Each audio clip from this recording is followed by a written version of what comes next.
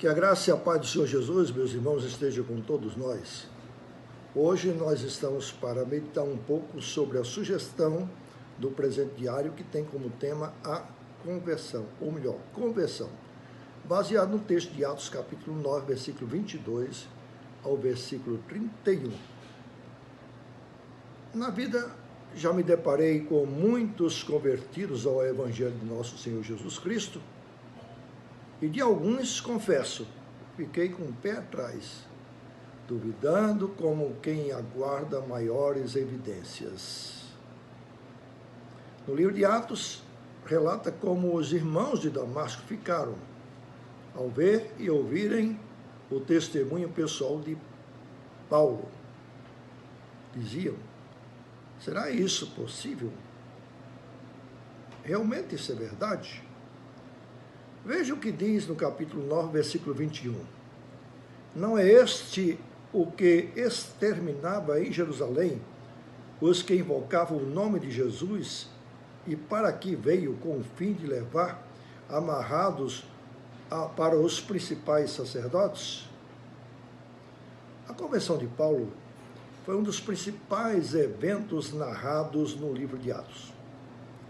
Isso porque ele se tornou o maior missionário da era cristã. Até hoje, assim, o consideramos. Porém, como disse Jesus ao líder Ananias, o líder da igreja cristã em Damasco: vai, porque este é para mim um instrumento escolhido para levar o meu nome perante os gentios e reis, bem como perante os filhos de Israel, pois eu lhe mostrarei o quanto lhe importa sofrer pelo meu nome.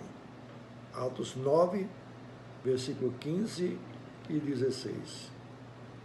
Realmente, aquele que se tornou o maior líder missionário cristão foi, sem dúvida, um dos que mais sofreu a desconfiança dos irmãos. Foi na história um dos que mais padeceu perigos, prisões, sofrimentos, açoites e traição. Porém, foi da pena dele, de Paulo, que temos pelo menos 13 dos 27 livros inspirados no Novo Testamento. Fundou diversas igrejas e introduziu o Evangelho no mundo ocidental, quando passou a Macedônia e chegou à cidade de Filipos, onde o primeiro convertido foi Lídia, uma comerciante oriental de Tiatira. Assim começou a igreja dos filipenses. A pergunta que não quer calar é: como pode alguém tão antagônico e perseguidor de Cristo e dos cristãos, como foi Paulo, se converter? A resposta é uma só: a conversão é obra de Deus. Paulo não se converteu a Cristo, mas Cristo se converteu a Paulo, no sentido de não desistir de transformá-lo. Na verdade, o homem não se converte a Cristo, ele é convertido a Cristo pela obra regeneradora do Espírito Santo. Assim como aconteceu com Paulo, esse milagre continua acontecendo entre nós.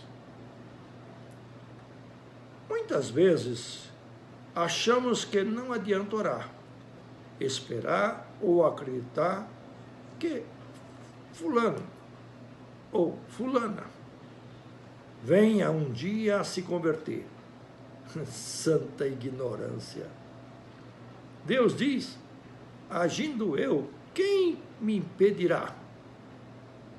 Há algo impossível para Deus?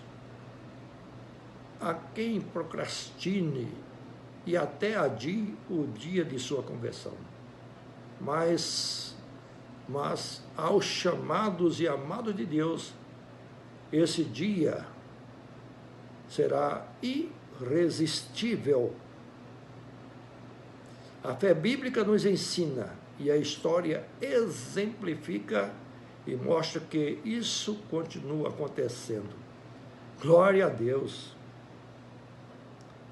Assim como Paulo necessitou de um Barnabé para o discipular e empenhou-se para que a igreja de Jerusalém acreditasse e o aceitasse, assim também muitos necessitam de um Barnabé discipulador para os ensinar e ajudar na nova caminhada de fé, bem como apresentando-o à igreja. Você certamente conhece um caso difícil que foi convertido e transformado pela graça de Deus. A vida e a Bíblia está cheia de exemplos assim. Alguns dirão: sei, pois eu mesmo fui um deles. É este o poder do Evangelho de nosso Senhor Jesus Cristo.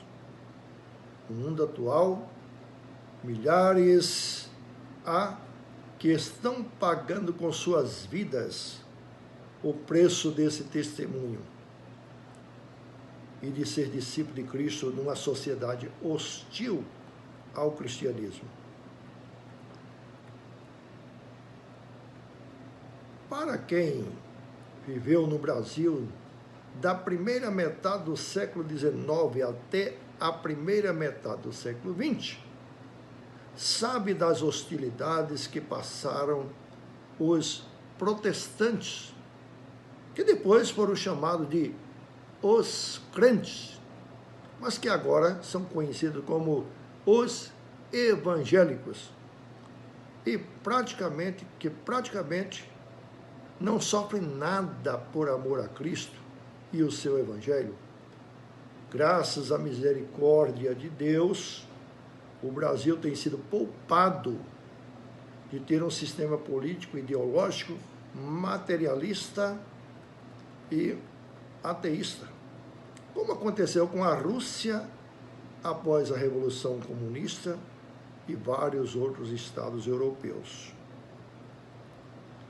Na Europa, hoje, quase sempre pós-cristã, devido aos avanços da ciência e da prosperidade financeira, vem se tornando cada vez mais agnóstica, apática em relação a Deus e avessa à igreja cristã. Esse risco também corre em nosso Brasil, pois o evangelho materialista cresce e está voltado para os interesses da política, do homem e da pseudo-igreja, que é uma empresa religiosa. Deus continue derramando graça sobre nossa nação e, em particular, o seu povo, para que saiba aproveitar as tantas oportunidades e testemunhar a verdadeira conversão, que é a fé e em submissão ao governo de nosso Senhor e Salvador Jesus Cristo.